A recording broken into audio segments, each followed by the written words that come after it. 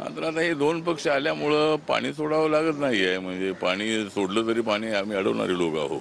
पाणी सगळं वाहून जाणार नाही याची काळजी आम्ही घेत असतो. त्यामुळं हे दोन पक्ष आल्यामुळं नक्कीच आमची अडचण झालेली आहे की जर शिर्डीमध्ये मला लढायचं होतं, जर हे आले नसते तर मला ती शिर्डी जागा मिळाली असती. पण माझ्या शिर्डीपेक्षाही महाराष्ट्रामध्ये आम्हाला 45 जागा निवडून आणायच्या आहेत आणि एकनाथ शिंदे आणि अजितदादा पवार यांचं मी आभार व्यक्त करतो. त्यांनी मोठी रिस्क घेऊन ते आमच्यासोबत आलेले आहेत. उद्धव ठाकरे यांना मोठा धक्का देऊन एकनाथ शिंदे आमच्यासोबत आलेले आहेत. माननीय शरद पवार यांना धक्का देऊन अजितदादा पवार आमच्यासोबत आलेले आहेत. ही आमच्यासाठी अत्यंत ताकदवार अशा पद्धतीची गोष्ट आहे. त्यामुळे ते आल्यामुळे आपला फायदा झालेला आहे. त्याच्यामध्ये काय थोडं कमी जास्त नुकसान जरी झालेलं असलं तरी पुढच्या वेळेला जर आपल्याला कॅबिनेट मंत्रिपद मिळालं तर आमचा दलित समाज, बौद्ध समाज हा त्याच्यामध्ये आनंदी राहणार आहे. आणि या निवडणुकीमध्ये आम्ही पूर्णपणे आपल्या सोबत राहू. आणि देवेंद्र फडणवीस यांनी मान्य केलेलं आहे की ज्या काही पूर्वी काय घडलं असेल ते आता आपण विसरून आपण नवीन दमाने आपण पुढे जायचं आहे. या निवडणुकीमध्ये नरेंद्र मोदींच्या नेतृत्वाखाली आपणाला महाराष्ट्र आणि देश जिंकायचा आहे आणि त्यासाठी आपली ताकद आमच्यासोबत राहणं अत्यंत आवश्यक आहे. आणि तुमच्या ताकदीवर आम्ही निवडून आलेलो आहोत अशा पद्धतीचा विश्वास यांनी व्यक्त केलेला आहे. त्यामुळे जो काही आमच्या मनामध्ये नाराजी होती ती नाराजी त्यांच्या वक्तव्यामुळं, त्यांनी दिलेल्या आश्वासनामुळं आमची नाराजी दूर झालेली आहे. फक्त रिपब्लिकन पक्षाला सन्मान मिळावा हीच आमची अपेक्षा आहे आणि दिलेला शब्द ते पाळतील अशी आम्हाला पूर्णपणे विधान परिषद जागा तुम्हाला मिळेल का? रासपचे जानकर आता लोकसभा लढणार आहेत, त्यांची विधान परिषद जागा रिक्त होऊ शकते जर ते निवडून आले तर. तर आता एक त्यांच्याकडून आम्ही मागणी केलेली आहे की म्हणजे कोणाची जागा द्यायची किंवा नवीन जागा आली द्यायची तर आम्हाला ती पूर्ण 6 वर्षाची जागा हवी आहे. त्यामुळं कधी ती जागा द्यायची त्याचा विचार नक्की करतो असं ते म्हणाले आहे. त्यांचे जास्तीचे लाड होत आहेत का? कारण परिषद मिळाली, आता लोकसभेची जागाही दिली जाते. अविनाश मातेकर सारखे ज्येष्ठ नेते आपल्याकडे आहेत, परिषदेवरती आता त्यांचा अधिकार असू शकतो का जानकरांच्या?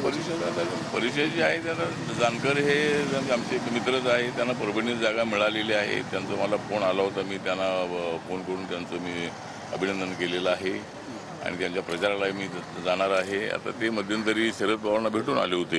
त्यामुळं देवेंद्र फडणवीस हे हुशार राजकारणी आहे. त्यामुळं त्यांनी तिकडे जाऊ नये म्हणून त्यांच्यासाठी परभणी जागा सोडण्यात आली. जर मी कदाचित शरद पवारांना भेटून आलो असतो तर कदाचित मला एक जागा सुटली असती. परंतु मी काही तसा प्रयत्न केला नाही कारण मी प्रामाणिक माणूस आहे. मी ज्यांच्यासोबत जातो त्यांच्याशी प्रामाणिकपणे राहायचं ही माझी भूमिका असते आणि त्यामुळं मी काय असे डावपेच मी केले नाही.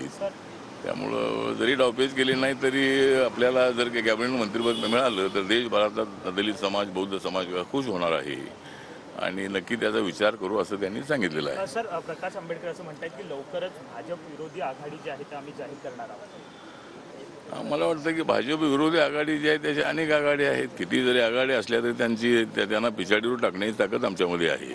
जरी आघाड्या अशा किती जरी आल्या तरी मोदी एवढे स्ट्रॉंग प्रधानमंत्री आहेत की अनेक आघाड्यांना पाठीमागं टाकून आम्हाला पुढं जायचं आहे. आणि सध्या इंडिया आघाडीच एक आहे, बाकीची दुसरी आघाडी माननीय प्रकाश आंबेडकर बनवून शकतात. त्यामुळं प्रकाश आंबेडकरांचा मात्र महाविकास आघाडीने अपमान केलेला आहे. त्यांना अनेक आश्वासनं देऊन ती पाळली केली नाहीत.